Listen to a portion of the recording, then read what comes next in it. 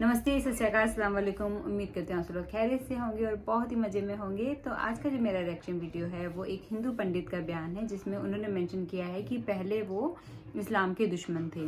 तो इस वीडियो में क्या मेंशन किया एग्जैक्टली जब हम वीडियो को देखेंगे तभी पता चलेगा, लेकिन वीडियो के टाइटल से लगता है कि पहले हो सकता है कि वो इस्लाम के अगेंस्ट थे, उसको पसंद नहीं करते थे, लेकिन अब शायद उनकी सोच बदल चुकी है इस्लाम को लेकर। तो इस वीडियो को स्टार्ट करते हैं और देखते हैं कि इसमें एग्जैक्टली उन्होंने क्या मेंशन किया है। कि ईश्वर ने मुझको हिदायत दी, तो ईश्वर की ही प्रेरणा थी कि सबसे पहले मैंने इस्लाम के अंतिम पैगंबर हजरत मोहम्मद सल्लल्लाहु अलैहि वसल्लम की जीवनी पढ़ी। कुरान तो मैं 10 बार पढ़ चुका था, लेकिन अब जब मैंने पढ़ना शुरू किया तो मैंने सबसे पहले जीवनी पढ़ ली। जब जीवनी पढ़ी तो मुझे ये लगा कि जिन आयतों को हमने आतंकवाद से जोड़ा था वो आयतें आतंकवाद के विरोध के लिए आई। यानी जो युद्ध हुए वो युद्ध अन्याय और अत्याचार से लड़ने के लिए आए, न कि अन्याय और अत्याचार को करने के लिए आए। क्योंकि इस्लाम के अंतिम पैगंबर हजरत मोहम्मद सल्लल्लाहु अलैहि वसल्लम पर अत्याचार हो रहे थे। जब आप मक्का में दुनिया का सबसे बड़ा सत्य, यूनिवर्सल ट्रुथ, ला इलाहा इल्लल्लाह, परमेश्वर के सिवा कोई पूज्य नहीं है, ये बता रहे थे, तो मक्का के आपके ही कबीले के लोग, कुरैश कबीले के लोग सबसे बड़े विरोधी हो गए और आपको तरह तरह से सताने लगे। आपके अनुयायियों को भूखा प्यासा नंगा अरब की तपती रेत पर लिटाया गया और ये भयानक अत्याचार 1 साल 2 साल 3 साल नहीं, लगातार 13 सालों तक चलता रहा। लेकिन धन्य है हजरत मोहम्मद सल्लल्लाहु अलैहि वसल्लम, जिन्होंने अपने अनुयायियों से कहा सब्र करो, सब्र करने वालों के साथ अल्लाह है।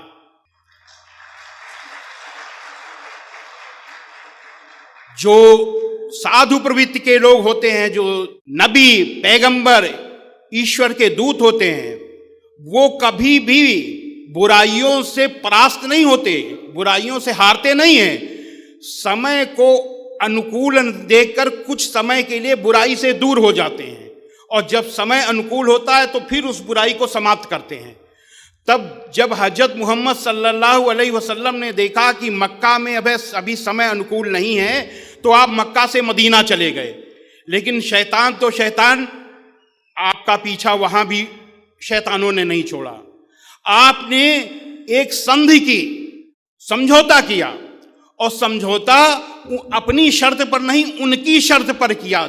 जितनी उन्होंने शर्तें ला दी सारी की सारी शर्तें मान ली, इसलिए मान ली कि शांति स्थापित हो जाए। 13 साल तक लगातार अत्याचार अन्याय सहने के बाद किसके लिए सहा? केवल इस बात के लिए कि ईश्वर के सिवा कोई पूज्य नहीं है। केवल इस वाक के लिए आपने 13 साल अत्याचार आपके अनुयायियों ने सहा। तो जब मदीना चले गए तो मदीना में भी जब शुरू हुआ वही षड्यंत्र, तो समझौता किया, उनकी शर्तों पर समझौता किया। समझौता करने के बाद भी उन्होंने समझौता तोड़ दिया और फिर लड़ाई की तैयारी, फिर वही षड्यंत्र शुरू हो गए। तब कुरान मजीद में अल्लाह का, ईश्वर का आदेश आया हजरत मोहम्मद सल्लल्लाहु अलैहि वसल्लम पर। कुरान मजीद के सूरा 22 आयत नंबर 39 में जिन मुसलमानों से खामखा लड़ाई की जाती है उनको इजाजत है कि वे भी लड़ें, क्योंकि उनके साथ जुल्म हो रहा है। जब सारे रास्ते बंद हो गए, यही तो हुआ था महाभारत में, जब कौरवों ने पांडवों पर अन्याय किया। पांडव कौरवों के पिता धृतराष्ट्र जो कि राजा थे उनके पास गए और कहा ये हमारे साथ अन्याय हुआ है। तो उनको अपने बच्चे का मोह था, धृतराष्ट्र को। उन्होंने सोचा मेरा बच्चा है, मैं इनकी बात क्यों सुनूं। उन्होंने कहा आप लोग जानो, दुर्योधन जाने। कहे नहीं, आप अगर चाहिए तो, आप अगर राजा हैं, अगर आप निर्णय दे देंगे तो ये लड़ाई बच जाएगी। नहीं नहीं नहीं, आप दुर्योधन से बात करो, उन्हीं से बात करो। वो लोग चले आए। श्री कृष्ण जी ने कहा कि चलो एक बार हम लोग दुर्योधन के पास भी चलते हैं। दुर्योधन कौरवों के सबसे बड़े भाई थे और राज्य के उत्तराधिकारी थे, शहजादे थे। तो जब उनके पास गए, श्री कृष्ण जी ने कहा कि देखिए ये 5 पांडव हैं और इनको दाल रोटी के लिए 5 गांव दे दीजिए, और हम लोग युद्ध नहीं चाहते, आपने सारा राज्य ले लीजिए, केवल 5 गांव दे दीजिए। तो दुर्योधन ने कहा सुई की नोक के बराबर भी अगर आपको जमीन चाहिए तो युद्ध करना पड़ेगा, जंग लड़नी पड़ेगी। तो जब कोई रास्ता नहीं बचा, बातचीत के सारे रास्ते बंद हो गए, तब दोनों सेनाएं खड़ी हुई आमने सामने जब खड़ी हुई, अर्जुन ने देखा कि हमारे सामने हमारे ही चचेरे भाई, हमारे दादे चाचे, हमारे गुरु सब खड़े हैं जिनसे हमको एक राज्य के लिए लड़ना पड़ेगा। तो उन्होंने कहा कि राज्य मिले या न मिले हम भीख मांग लेंगे, लेकिन हम लड़ेंगे नहीं। उन्होंने तीर धनुष को रख दिया। जब उन्होंने रख दिया तो ईश्वर का आदेश आया, जैसे कि मक्का में हजरत मोहम्मद सल्लल्लाहु अलैहि वसल्लम के ऊपर आया था, यदृच्छया चोपन्नम स्वर्ग द्वारम पावृतम सुखना क्षत्रिया पात लभंते युद्ध मीदृशम। अय अर्जुन, स्वर्ग के खुले हुए दरवाजे के समान अन्याय, इस तरीके के युद्ध को जो अन्याय, अत्याचार और अधर्म के विरुद्ध लड़ा जाता है, ये भाग्यवान क्षत्रिय यानी किस्मत वाले लड़ाके ही पाते हैं। हतो वा प्राप्स्य स्वर्गम जित्वा वा भोक्षसे महीम तस्मादुत्तिष्ठ कौन्तेय युद्धाय कृत निश्चया। और ऐ अर्जुन, अगर इस धर्म युद्ध को जो अन्याय, अत्याचार और अधर्म के विरुद्ध लड़ा गया है, इसको लड़ने में अगर तू मारा जाएगा तो तू स्वर्ग को जाएगा, अगर जीतेगा तो पृथ्वी का भोग करेगा। इसलिए युद्ध का दृढ़ निश्चय करके खड़ा हो जा। अच्छेत त्वमिमं धर्म्यम संग्रामम न करिष्यसि ततः स्वधर्मम कीर्तिम च हित्वा पापम अवाप्स्यसि। किंतु यदि तू इस धर्मयुक्त संग्राम को, इस धर्मयुद्ध को नहीं करेगा, तो जो तेरा यश है कि तू बहुत बड़ा तीरंदाज है, तेरा यश समाप्त हो जाएगा, तेरा धर्म खत्म हो जाएगा और तू पाप को प्राप्त होगा और नरक को जाएगा। तब फिर युद्ध हुआ। ठीक इसी तरीके से वहां राज्य के लिए युद्ध था, यहां ला इलाहा इल्लल्लाह, परमेश्वर के सिवा कोई पूज्य नहीं है, इसके लिए युद्ध शुरू हुआ। क्योंकि बातचीत के सारे रास्ते बंद हो गए। धर्म युद्ध मर्यादित होता है, इसलिए सूरा 2 आयत नंबर 190 में इस युद्ध को मर्यादित किया अल्लाह ने कि जो लोग तुमसे लड़ते हैं तुम भी खुदा की राह में उनसे लड़ो, मगर ज्यादती न करना, कि ज्यादती करने वालों को अल्लाह नापसंद करता है। इसीलिए हजरत मोहम्मद सल्लल्लाहु अलैहि वसल्लम ने मदीने के 10 साल के प्रवास में जितनी भी लड़ाइयां लड़ी, बड़ी लड़ाई को बचाने के लिए छोटी छोटी लड़ाइयां लड़ी। ये नहीं कि और जैसे वहां लड़ाई अधर्म के लिए, अधर्म को समाप्त करने का, ऐसे ही अधर्म को समाप्त करने, अन्याय अत्याचार को समाप्त करने, बड़ी लड़ाई को रोकने के लिए, शांति की स्थापना के लिए, अशांति के रोकने के लिए, एक बड़ी हिंसा को रोकने के लिए छोटी हिंसा की गई। और बड़ी हिंसा को जब रोकने के लिए छोटी हिंसा की जाती है तो वो अहिंसा होती है, हिंसा नहीं होती। तो जब वो उस लड़ाई में मुसलमानों की तरफ से केवल 259 लोग और गैर मुसलमानों की तरफ से 759 लोग, इधर से 259 लोग शहीद हुए और 759 लोग उधर मारे गए। यानी कुल मिला करके 1018 लोगों की जान गई, केवल 1018। 10 साल में जितनी भी लड़ाइयां हुई, केवल इतना ये मर्यादित युद्ध था।